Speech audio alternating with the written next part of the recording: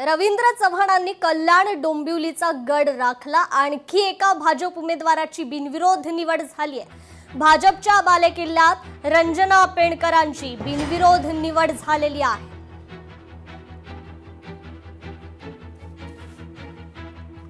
तर जालना महानगरपालिकेत भाजपचा महापौर होणार। माजी आमदार कैलास गोरंट्याल यांनी हा विश्वास व्यक्त केलाय। काँग्रेसकडून खंडणी मागणाऱ्यांचं ऐकून तिकीट वाटप केल्याचा आरोप देखील कैलास गोरंट्याल यांनी लगावला।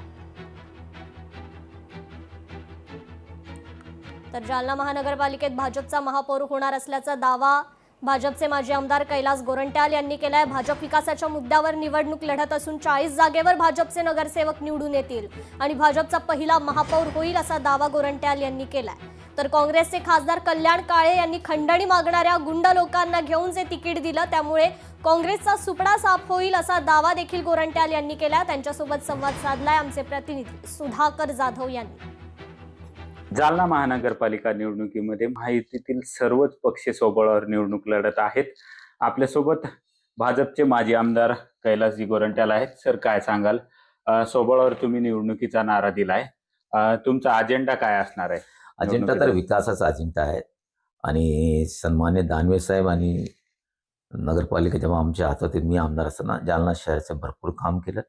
पाण्याचा प्रश्न सोडवलं, दिवाबत्तीचा प्रश्न सोडवलेला आहे, सिमेंट रस्ते केले, ड्रेनेजचं काम घेतलेलं आहे आणि जे मोठे मोठे संकल्प आमचे आणि रोज लोकांना आम्ही पाणी देण्याचं जे आश्वासन दिलं ते महापौर भाजपचा 40 सीटवर भाजपचा महापौर होईल।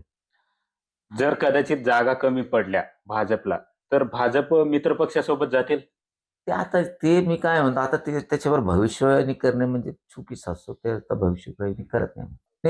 एकतर कल्याण काळेने काही गुंड लोक ज्यांना जालना शहरात खंडणी मागतात, गुंडागर्दी करतात, अशा लोकांना घेऊन त्यांच्या बोलण्यावर जे तिकीट दिलं त्यामुळे काँग्रेसचा राहिला सुला पण सुपडा साफ होईल।